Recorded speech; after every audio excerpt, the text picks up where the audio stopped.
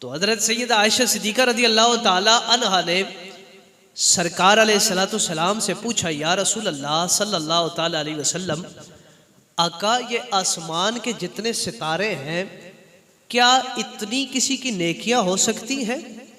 یا رسول اللہ جتنے آسمان کے ستارے ہیں کیا ان آسمان کے ستاروں کی مثل کسی کی نیکیاں ہو سکتی ہیں؟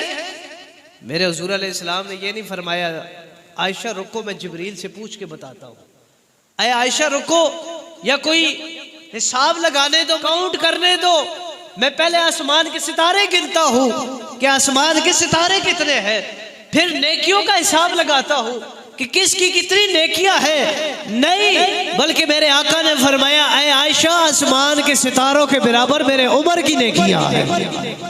اس بات سے یہ چیز ثابت ہوتی ہے کہ سیدہ عائشہ صدیقہ رضی اللہ تعالی عنہا کا یہ عقیدہ تھا کہ اللہ نے میرے نبی کو علم غیب عطا فرمایا ہے کہ آسمان کے ستارے کتنے ہیں یہ تو رب جانتا ہے، کوئی بندہ گن نہیں سکتا ہے، سائنس جتنی مرضی ترقی کر لے مگر آج تک سائنس نے اس بات کو نہیں لکھا ہے کہ آسمان کے ستارے کتنے ہیں۔ پھر میرے آقا علیہ السلام لوگوں کے اعمال سے بھی واقف ہے، کس کی نیکیاں کتنی ہیں۔ اللہ رب العزت نے میرے آقا کو اتنا کمال عطا فرمایا ہے کہ سرکار سب کے اعمال سے واقف ہے، اسی لیے میرے سرکار نے بلا ترمایا عائشہ آسمان کے جتنے ستارے ہیں ادھر کی نیکیاں۔ حضرت عائشہ صدیقہ رضی اللہ تعالیٰ عنہ نے اگلا سوال کیا، رضی اللہ تعالیٰ عنہ، آپ نے اگلا سوال کیا، یا رسول اللہ اگر عمر کی نیکیاں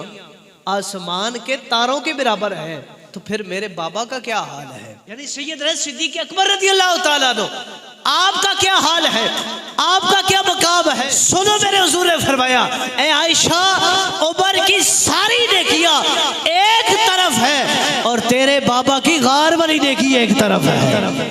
عمر کی ساری نیکیاں ایک طرف ہے اور تیرے بابا کی غار والی نیکی ایک طرف ہے۔ اسی لیے شعب الایمان کے اندر حدیث پاک موجود وزیرہ ایمان و ابا بکر آل الارض، ایک پلڑے میں ابو بکر کا ایمان رکھو، دوسرے پلڑے میں پوری روح زمین کے لوگوں کے ایمان کو تولا جائے، فرمایا اللہ رجع بہم ابو بکر کا ان لوگوں سے افضل ہے۔ ابو بکر کا ایمان سارے لوگوں سے، سارے زمین والوں سے افضل ہے۔ ان سارے زمین والوں میں اللہ کے سارے ولی بھی شامل ہیں، سارے صحابہ بھی شامل ہیں، سارے نیک متقی پرہیزگار غوث کتب ابدال بھی شامل ہیں۔